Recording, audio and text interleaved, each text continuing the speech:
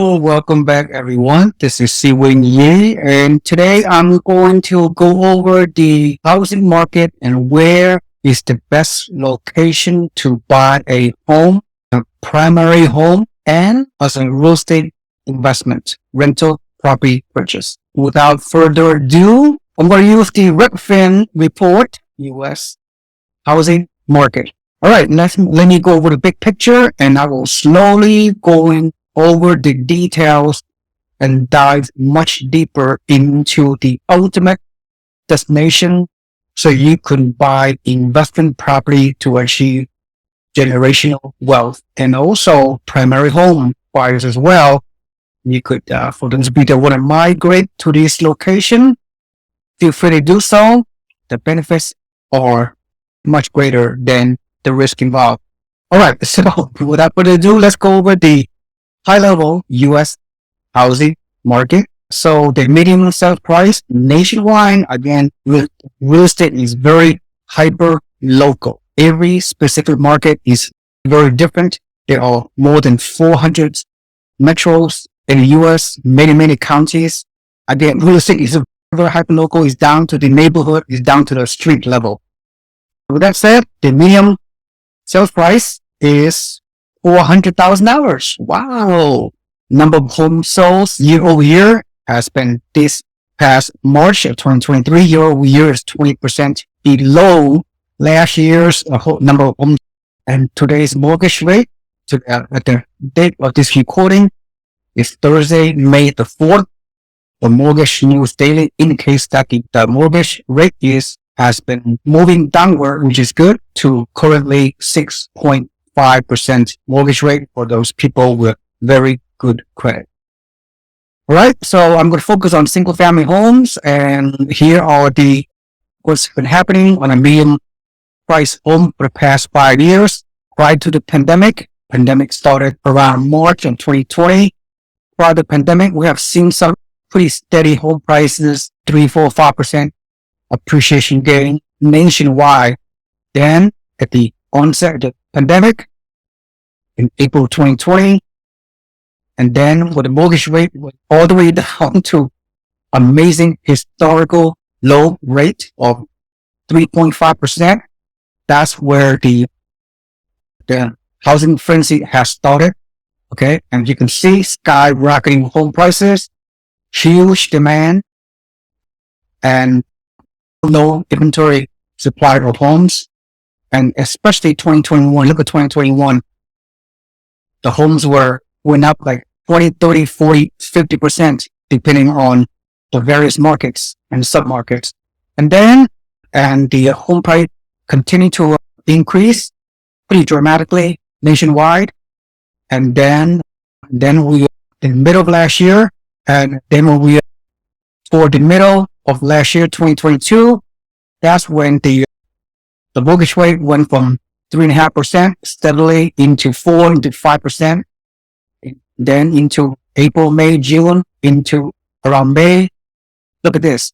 May 2022, when the summer began, the mortgage rate has rocketed up to all the way to 7.3%, thereby bringing down a vast amount of demand and resulting in 40-year affordability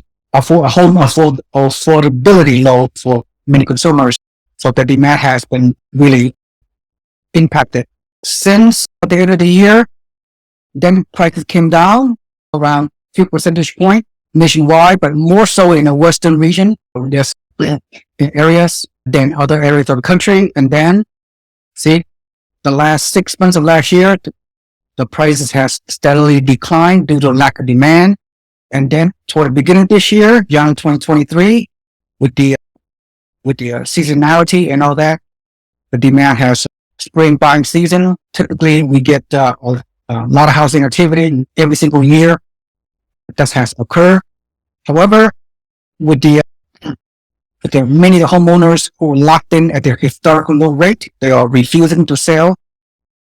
As a result, many home sellers, they are locked in their homes, and there's no way they can sell their homes at 8% mortgage rate to move up to buy a 6.5% rate and essentially doubling their payment. So they're locking in creating a amazing back to historically low supply of homes all over again. And although the demand, although we're at the 6.5% interest rate, we are still seeing pent-up demand because of such a low supply of homes. As you can see, the first quarter of this year, 2023, we have seen uptick in home price appreciation and many bidding war, many multiple offers in many markets, especially lower entry level homes in most of the markets in the US. All right. So that's the picture of what's going on. And here's some additional headlines. That is the top 10 metros in the US with the fastest growing sales price. Number 1 is Birmingham, Alabama. Number 2, Fort Lauderdale. Number 3 is Augusta, Richmond County, Georgia. I think that is a suburb of Atlanta, Georgia. Boca Raton, that is in South Florida area. And then Fayetteville, North Carolina, which is surprising. Number 6 is Myrtle Beach, South Carolina. Number 7, St. Louis. Number 8, Hollywood, Florida. Number 9, Clearwater, Florida. And number 10, Delray Beach, Florida. And Hollywood, Florida is Atlantic coast of Florida, which is South Florida, essentially. And Delray Beach, same. Clearwater is on the Gulf Coast of Florida on the West Coast. Top 10 metros in the U.S. with the fastest growing sales price. Out of the top 10, 1, 2, 3, 4, 5 of the metros in the top 10 are in Florida. So now you're seeing the clear trend associated with where are the people going. Migration, population growth, job growth. U.S. supply of homes. Currently we have 1.4 million, which is up 7% year over year from last year. The number of homes listed is only a little bit more than 500,000, which is 22.5% less homes for sale year over year from last year. And the median days on market is 44 days, which is up 23 days from year over year last year. As you remember last year, around May, the mortgage rate or still pretty low, around 5's. Important metrics to know is not really apple to apple comparison, because right now the mortgage rate is 6.5%. The monthly supply, again, on a normal market, the monthly supply is around 5 to 6 months. On a healthy, normal market where demand equals supply. However, as you can see, this metric right here, the monthly supply is a mere 2 months, which is we're back down to the historical low inventory. Historical. The lowest rate of inventory was 2021, 2 years ago, right? At the peak of the housing boom, pandemic housing boom, where the monthly inventory is around 1 month to 1.3 months in many markets of the US. And when at that time, the mortgage rate were like 3.5% or less. Fast forward 2 years later today, the mortgage rate is 6.5% and the inventory level is at 2 months of supply. So I want you to really digest this high level number as we continue to move forward. Again, very low supply. The demand is still there. So we're seeing some remnants of bidding war and multiple offers in many markets as we speak. Okay, so let me see what else. I'm going to skip over some of these things. Let's go over the meat of what I'm trying to say, what I'm trying to present. The U.S. migration trends. These are very important trends that will dictate which specific market are going to do better for the long term. So you can plan your goals ahead of time right now to profit years later. So U.S. migration trends, where are people moving to and from? And the orange color, the red, orange, bright color, where people are moving to, and the blue color, the people moving from. So people moving from California, where I live, more people are leaving California recently, and a lot of people moving from New York State, and the people from the Midwest and the Eastern Seaboard are also steadily migrating to somewhere else. Okay. And the Sunbelt locations or the recipient or the migration trends for many reasons. The Sunbelt or at the bottom of the US, we're talking a lot of people still moving to Nevada and Arizona and Colorado and a few other places, and in Texas, of course. And of course, the other part of the Sun Belt is the eastern portion of the U.S. A lot of people still moving to Tennessee, North Carolina, South Carolina, Georgia, Alabama, and Mississippi. And the biggest recipient of migration benefits are, drum roll please, in Florida. You see this real bright orange, red, whatever color. That is the population's number one destination. 5,000 people are moving into Florida every single day. Try to pause for a moment. Clearly, the top 10 areas people are moving from, of course, San Francisco, New York City, LA, Washington, D.C., Kentucky, Boston, Seattle, Denver, Minneapolis. All these high cost, high price areas, unaffordable areas of people.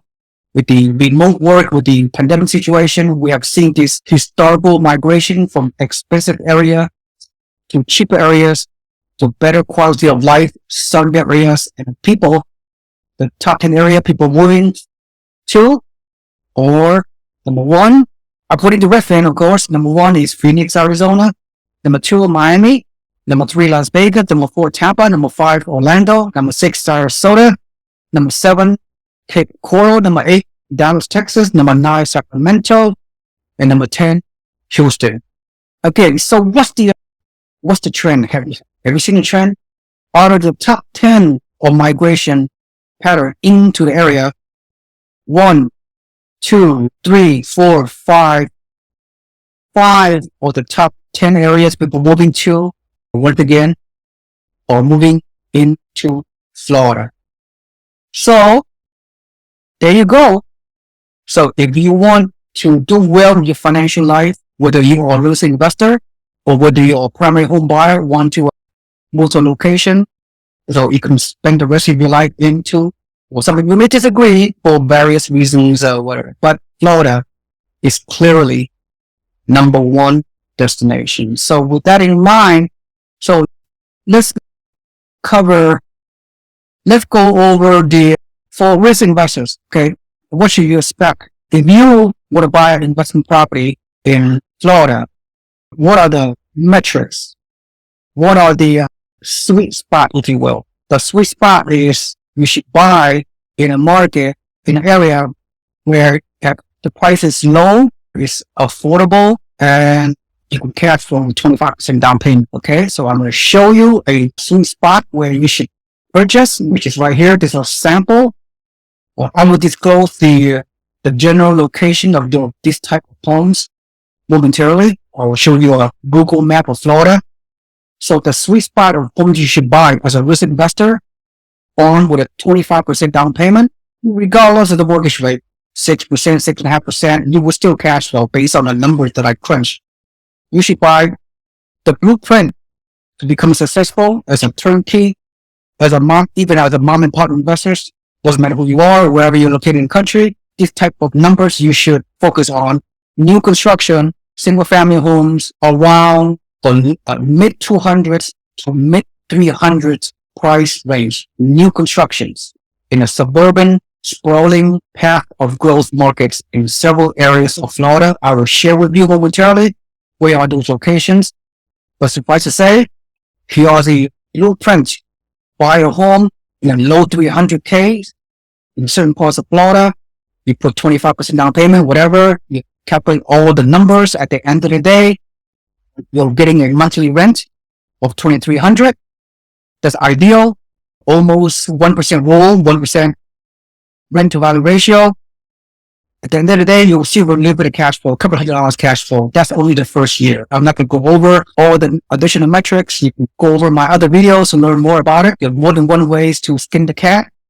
There's more than one way to buy rental property. And actually, I'm just showing you the ideal way is to buy in the mid 200 level, $200,000 to mid $300,000 in various parts of Florida because the rent will cover your debt service. You achieve positive cash flow in spite of today's elevated mortgage rate. You can still achieve positive cash flow with 25% down payment. All right. So let's move forward and let me share my screen to another area question. Right. So let me go over the Google map. That's my final last few minutes of my presentation. So some of you guys are thinking, oh, where can I find this kind of property? Let me tell you where you should not buy, especially if you want to buy cash flow property with 25% down payment. Obviously, South Florida and Miami home prices have been skyrocketing with no ending in sight. The price of a South Florida and Miami area, this corridor, the South and Southeast, the homes are very expensive. The median price for home like $400,000, $500,000. And many of the homes are into the $700K, $1 million range. So there's no way as a mom and pop real estate investor, you should focus on anywhere in the South Florida area. It's way too expensive.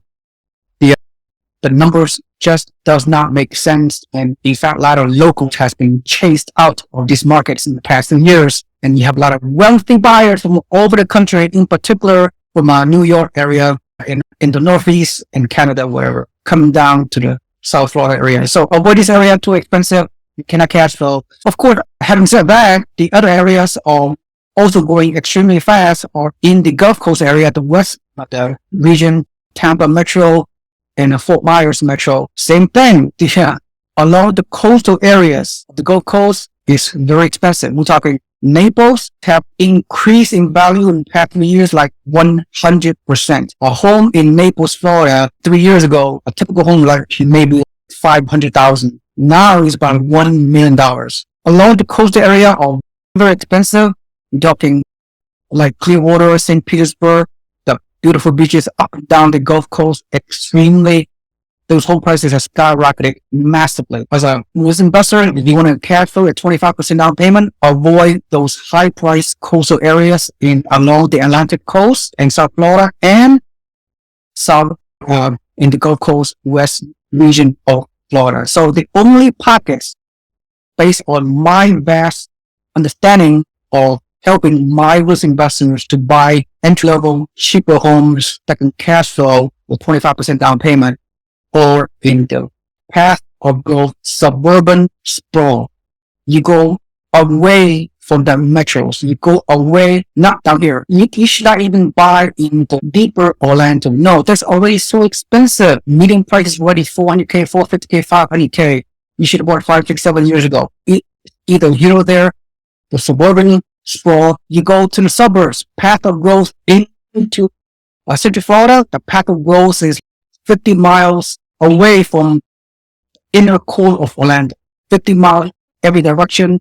There's an opportunities where you can buy new construction homes, single family home, 3-bedroom, 2-bath for the mid 200s to mid 300s and collect rent of $2,000 to $2,500 at 25% down. Central Florida into outlying areas are very good areas to buy for investors. And finally, Southwest Florida, the Fort Myers region, Cape Coral, and the suburbs. You go east toward the suburban, Southwest Florida, you will also see home prices that we just discussed. Cash flow, 25% down payment, 30, 40, 50 miles inland. You have to go the path of growth way into suburbs. And same thing in the Tampa Metro, all the way in the suburb, 30, 40, 50 miles in the suburb. So obviously, and then there are different pockets, maybe Jacksonville, suburbs of Jacksonville, Florida as well. And a few pockets of the upper Florida Panhandle, there's some opportunities, but not as robust as Central Florida and Southwest Florida, the suburban path of growth. I'm just giving you some high level, short term and long term. If you want to become a risk investor, you have to think long term. You strike the iron is hot. The iron is hot now. There are things in affordable areas where builders are opening up to investors. They're giving you some builder discounts to lower your mortgage rates, whatever. Still some opportunity while the market is rebounding and we're seeing a lot of uptick in demand. And very limited supply in Florida, just like many other places. Okay, this video have gone way too long. Sorry for that, but there are more information you can learn. But anyway, beside that, if you are okay, as I'm concluding this presentation, if you select value in this video presentation, please strike the like button and also subscribe to my YouTube channel if you have not already done so. And finally, to learn more about real estate investment opportunities, please visit my website below and drop your email into the form to subscribe to my weekly turnkey real estate investment newsletter. So once you join our free network, you'll receive weekly market updates, investment opportunities, real estate free real estate education, and interviews with top industry leaders straight to your inbox that you just won't find anywhere. Thank you so much for listening. I will see you on the next video shortly. This is Seewing. Nice day. Bye-bye.